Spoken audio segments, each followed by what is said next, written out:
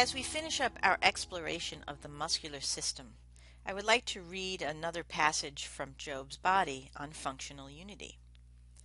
In examining the musculature and the effects of its contraction upon the various bones and limbs, there is some mental convenience in regarding each of these connective tissue compartments as an individual muscle with an individual function.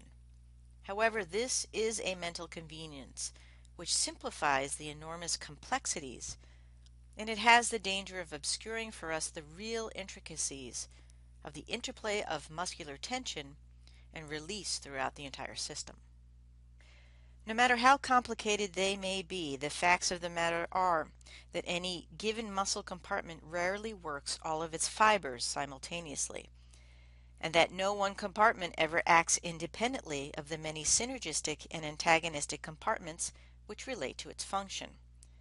There is no one single muscle that controls one single motion. All the compartments must work in concert to produce graceful and efficient movement. This is to say that if I pull on any part of a woven fabric, I create a pull over the entire warp and woof. A pull on one side of a tent affects the tension of the fabric clear across the roof and around all the sides.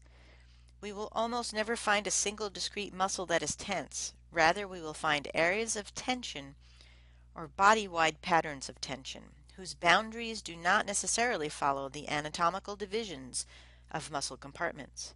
And we will never release a single muscle, but rather we will increase a range of motion that involves several or many separate compartments. So we will be closer to the complex truth in our conceptualization of muscular activity if we regard the body as having only one muscle whose millions of fiber-like cells are distributed throughout the fascial network and are oriented in innumerable directions, creating innumerable lines of pull. This single muscle may then contract or lengthen any number of fibers distributed in any number of compartments in order to change its consistency and shape in an almost amoeba-like fashion.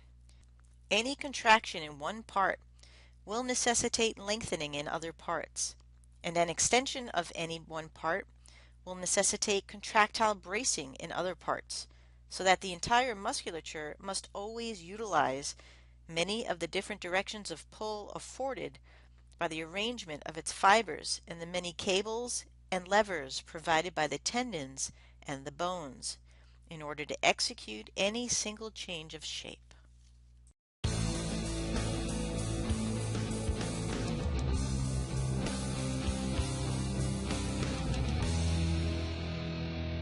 To understand how a muscle works to produce the actions that they perform, we need to know some key information about that muscle. Where a muscle attaches on a bone at both its proximal and distal attachment points, and these points could be one point or many points. We also need to know the direction of the fibers of the muscle, and if the fibers are unidirectional, bidirectional, or multidirectional. And lastly, we need to know something about the joints that the muscle and or tendon crosses. The muscles and tendons are the cables, the bones are the levers, and the joints serve as the fulcrum.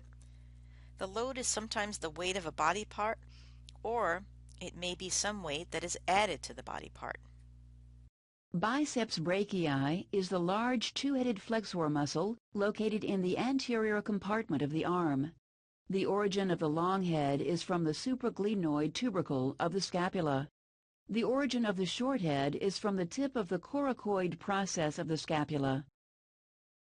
The two heads insert by a common tendon onto the radial tuberosity and by the bicipital aponeurosis, which blends with the deep fascia on the medial aspect of the forearm. Biceps brachii flexes the forearm at the elbow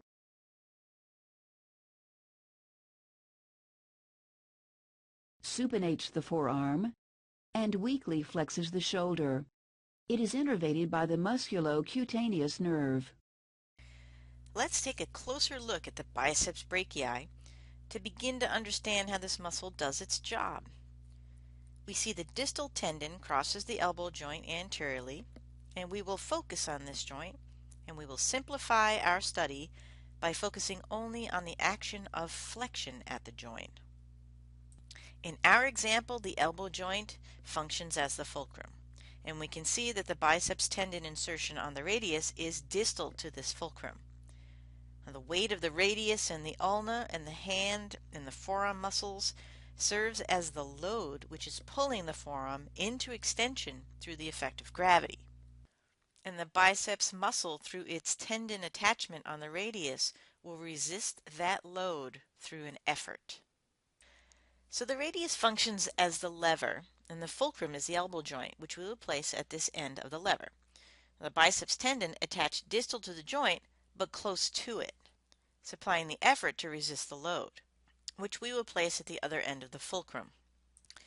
The fulcrum is acting as a pivot point that the lever moves on, and as the weight of the forearm and any weight held in the hand pulls the forearm down, the biceps brachii muscle, represented by the E, will resist that motion, and if the force is great enough, will not only overcome the downward pull, but will pull the lever in the opposite direction.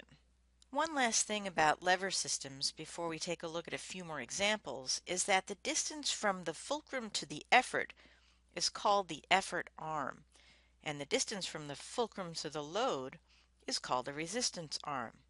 If the effort arm is shorter than the resistance arm, the muscle is at a mechanical disadvantage, whereas if the effort arm is greater than the resistance arm, the muscle is at a mechanical advantage. Here's an example of a lever system where the fulcrum is between the effort and the load, which in this case is labeled as resistance. We see the resistance arm and the effort arm are equidistant from the fulcrum, which makes this system not fully advantaged mechanically, but also not fully disadvantaged. When the fulcrum is between the resistance and the effort, this is known as a first-class lever. When the resistance is between the fulcrum and the effort, this is called a second-class lever. And the third-class lever is when the effort is in between the resistance and the fulcrum. This might look familiar because this is how the biceps brachii works. An easy way to remember the classes is to remember the mnemonic FREE, F-R-E, which tells you which component is in the middle of each of the lever systems. F is for first class, R is for second class, and E is for third class. Stay tuned as I run through a slideshow of some examples of each of these lever systems. The examples will show a muscle that functions as that class of lever, and an everyday example as an analogy. We will go over these together in class to help you better understand them.